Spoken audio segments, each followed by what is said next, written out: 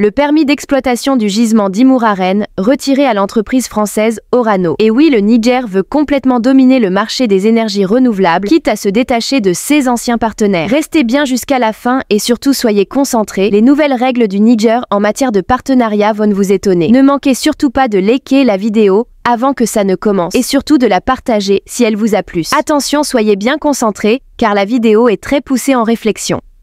Et oui, le Niger veut complètement dominer le marché des énergies renouvelables, quitte à se détacher de ses anciens partenaires. Restez bien jusqu'à la fin et surtout soyez concentrés. Les nouvelles règles du Niger en matière de partenariat vont vous étonner.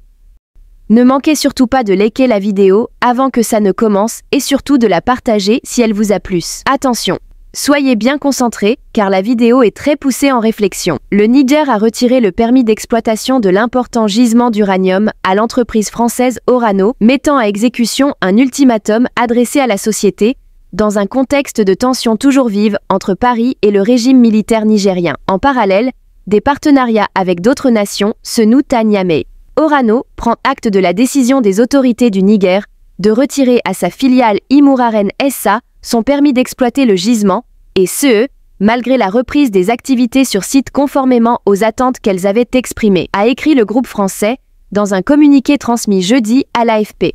Jeudi 20 juin après-midi, les autorités nigériennes n'avaient pas communiqué à ce sujet. Imouraren, dans le nord du Niger, est l'un des plus grands gisements d'uranium au monde, avec des réserves estimées à 200,000 tonnes. Son exploitation aurait dû débuter en 2015, mais la chute des prix de l'uranium sur le marché mondial après la catastrophe nucléaire de Fukushima au Japon en 2011 avait gelé les opérations d'Orano, ex-Areva. Dans une note datée du 11 juin, le ministère des Mines du régime militaire, au pouvoir depuis près d'un an, rappelait que le permis d'exploitation d'Imouraren serait retiré à Orano et remis au domaine public, si des travaux d'exploitation n'avaient pas commencé dans un délai de 3 mois, après le 19 mars. Dans cette même note, le ministère rappelait qu'Orano avait reçu une première mise en demeure pour reprendre des travaux dès février 2022. Le 12 juin, un porte-parole d'Orano avait annoncé à l'AFP que des travaux préparatoires avaient été lancés récemment. Jeudi, l'entreprise française a précisé que les infrastructures du gisement étaient rouvertes depuis le 4 juin 2024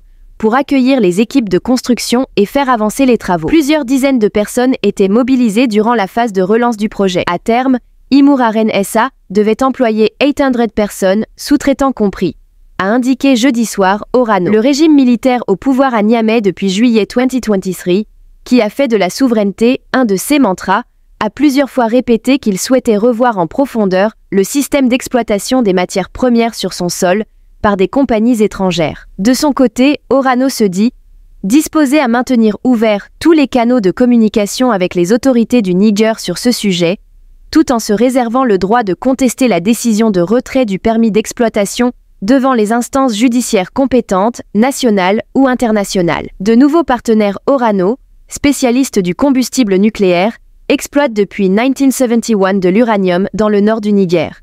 Si le site de la compagnie des mines d'Akokin, Cominac, est fermé depuis 2021, la Somaïr, dans la région d'Arlit, est toujours active malgré des difficultés dans la chaîne logistique, selon le groupe. La fermeture de la frontière avec le Bénin et son accès à la mer pour des raisons de sécurité selon Niamey reste un obstacle pour écouler les matières premières du Niger à l'exportation. Le Niger fournit 7% de la production mondiale d'uranium naturel, loin derrière le Kazakhstan, 2%, selon des chiffres de 2021 de l'agence d'approvisionnement d'Euratom, ESA. Environ un quart de l'approvisionnement en uranium naturel aux centrales nucléaires européennes en 2022 provenait du Niger, le deuxième pays derrière le Kazakhstan et devant le Canada. Concernant la France, le ministère français de l'économie interrogé jeudi par l'AFP a indiqué que la sécurité d'approvisionnement du pays n'est pas menacée, le gisement en question n'étant absolument pas critique. Le Niger,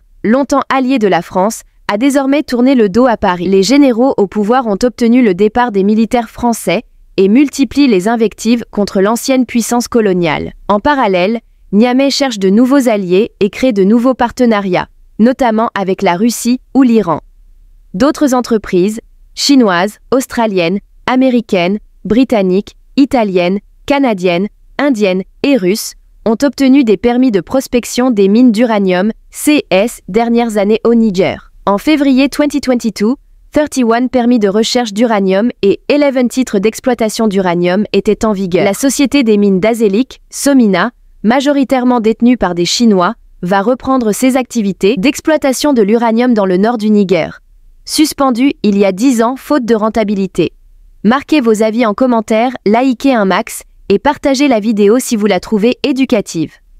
La deuxième information du jour, un incendie qui a embrasé un dépôt de munitions de l'armée tchadienne et provoqué des explosions dans la nuit du 18 AU, 19 juin 2024 à N'Djamena.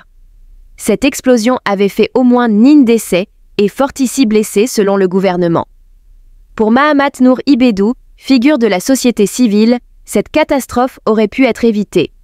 Avec l'extension de la ville, le dépôt s'est retrouvé un peu dans un périmètre urbain. Et normalement, c'était une situation qu'on pouvait éviter. On aurait dû le déplacer un peu au Tchad. Quelle responsabilité et quelles leçons tirées de l'incendie de la poudrière de Gouji, qui a fait au moins 9 fortici blessés dans la nuit du 18-19 juin 2024? Le gouvernement a promis que l'enquête situerait les responsabilités et permettrait de prendre des dispositions afin de ne plus revivre ce phénomène. Figure de la société civile, le défenseur des droits humains, Mahamat Nour Ibedou, rappelle qu'il y avait eu des précédents et que l'État n'avait pas agi. 2. S'inquiète aussi des multiples camps militaires et sites potentiels de stockage en pleine ville, y compris dans la présidence, et demande donc aux autorités de les déménager hors des villes pour assurer la sécurité des populations.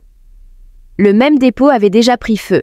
Ce dépôt de Gouji, NDLR, avait été construit il y a un peu plus d'une vingtaine d'années, explique-t-il au micro de François Mazet. Logiquement, avec l'extension de la ville, le dépôt s'est retrouvé un peu dans un périmètre urbain. Et normalement, c'était une situation qu'on pouvait éviter. On aurait dû le déplacer un peu plus loin. Mahamat Nour Ibedou rappelle, il y a eu d'autres événements de ce genre. Le même dépôt avait pris feu dans les années 1994 à 1995, je crois. Rien n'avait été fait. Ils auraient dû mettre toutes les garanties de sécurité pour éviter ce genre de choses. Ça n'a pas été fait. Mais la meilleure manière serait pour nous qu'ils déplacent ça. Il conclut, donc, la négligence, la responsabilité des autorités, est quand même évidente. Et quelquefois, il y a certains dépôts qui sont carrément en ville. Et là, il faudrait vraiment mener une campagne, faire toutes les diligences pour amener les autorités à prendre en compte ce genre de risque. La vie des populations doit primer sur toute autre considération. La deuxième information du jour, un incendie qui a embrasé un dépôt de munitions de l'armée tchadienne et provoqué des explosions dans la nuit du 18 AU, 19 juin 2024 à N'Djamena. Cette explosion avait fait au moins 9 décès et fortici blessés selon le gouvernement. Pour Mahamat Nour Ibedou, figure de la société civile, cette catastrophe aurait pu être évitée. Avec l'extension de la ville, le dépôt s'est retrouvé un peu dans un périmètre urbain. Et normalement, c'était une situation qu'on pouvait éviter. On aurait dû le déplacer un peu au Tchad. Quelle responsabilité et quelles leçons tirées de l'incendie de la poudrière de Gouji, qui a fait au moins 9 fortici blessés dans la nuit du 18-19 juin 2024? Le gouvernement a promis que l'enquête situerait les responsabilités et permettrait de prendre des dispositions afin de ne plus revivre ce phénomène. Figure de la société civile, le défenseur des droits humains, Mahamat Nour Ibedou, rappelle qu'il y avait eu des précédents et que l'État n'avait pas agi. 2. S'inquiète aussi des multiples camps militaires et sites potentiels de stockage en pleine ville, y compris dans la présidence, et demande donc aux autorités de les déménager hors des villes pour assurer la sécurité des populations. Le même dépôt avait déjà pris feu. Ce dépôt de Gouji, NDLR, avait été construit il y a un peu plus d'une vingtaine d'années, explique-t-il au micro de François Mazet. Logiquement, avec l'extension de la ville, le dépôt s'est retrouvé un peu dans un périmètre urbain. Et normalement, c'était une situation qu'on pouvait éviter.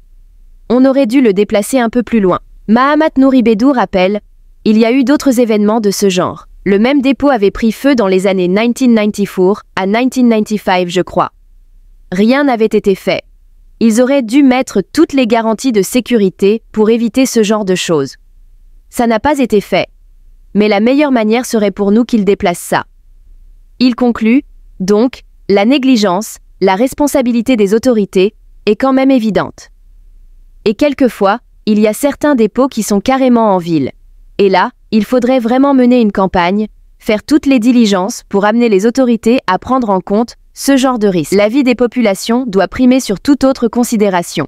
Le permis d'exploitation du gisement d'Imouraren, retiré à l'entreprise française Orano. Et oui, le Niger veut complètement dominer le marché des énergies renouvelables, quitte à se détacher de ses anciens partenaires. Restez bien jusqu'à la fin et surtout soyez concentrés. Les nouvelles règles du Niger en matière de partenariat vont vous étonner. Ne manquez surtout pas de liker la vidéo avant que ça ne commence et surtout de la partager si elle vous a plu. Attention, soyez bien concentrés car la vidéo est très poussée en réflexion.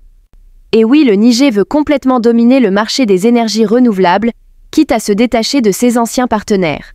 Restez bien jusqu'à la fin et surtout soyez concentrés. Les nouvelles règles du Niger en matière de partenariat vont vous étonner. Ne manquez surtout pas de liker la vidéo avant que ça ne commence et surtout de la partager si elle vous a plu. Attention, soyez bien concentrés car la vidéo est très poussée en réflexion. Le Niger a retiré le permis d'exploitation de l'important gisement d'uranium à l'entreprise française Orano, mettant à exécution un ultimatum adressé à la société dans un contexte de tensions toujours vives entre Paris et le régime militaire nigérien. En parallèle, des partenariats avec d'autres nations se nouent à Niamey. Orano prend acte de la décision des autorités du Niger de retirer à sa filiale Imouraren SA son permis d'exploiter le gisement, et ce, malgré la reprise des activités sur site conformément aux attentes qu'elles avaient exprimées, a écrit le groupe français dans un communiqué transmis jeudi à l'AFP. Jeudi 20 juin après-midi, les autorités nigériennes n'avaient pas communiqué à ce sujet. Imouraren, dans le nord du Niger, est l'un des plus grands gisements d'uranium au monde, avec des réserves estimées à 200,000 tonnes. Son exploitation aurait dû débuter en 2015, mais la chute des prix de l'uranium sur le marché mondial après la catastrophe nucléaire de Fukushima au Japon en 2011 avait gelé les opérations d'Orano, ex-Areva. Dans une note datée du 11 juin, le ministère des Mines du régime militaire, au pouvoir depuis près d'un an, rappelait que le permis d'exploitation d'Imouraren serait retiré à Orano et remis au domaine public, si des travaux d'exploitation n'avaient pas commencé dans un délai de 3 mois, après le 19 mars. Dans cette même note, le ministère rappelait qu'Orano avait reçu une première mise en demeure pour reprendre des travaux dès février 2022. Le 12 juin, un porte-parole d'Orano avait annoncé à l'AFP que des travaux préparatoires avaient été lancés récemment. Jeudi, l'entreprise française a précisé que les infrastructures du gisement étaient rouvertes depuis le 4 juin 2024 pour accueillir les équipes de construction et faire avancer les travaux. Plusieurs dizaines de personnes étaient mobilisées durant la phase de relance du projet. À terme, Imouraren SA devait employer 800 personnes, sous-traitants compris, a indiqué jeudi soir Orano. Le régime militaire au pouvoir à Niamey depuis juillet 2023, qui a fait de la souveraineté un de ses mantras, a plusieurs fois répété qu'il souhaitait revoir en profondeur le système d'exploitation des matières premières sur son sol par des compagnies étrangères. De son côté, Orano se dit disposé à maintenir ouverts tous les canaux de communication avec les autorités du Niger sur ce sujet, tout en se réservant le droit de contester la décision de retrait du permis d'exploitation devant les instances judiciaires compétentes, nationales ou internationales. De nouveaux partenaires Orano, spécialistes du combustible nucléaire, exploitent depuis 1971 de l'uranium dans le nord du Niger.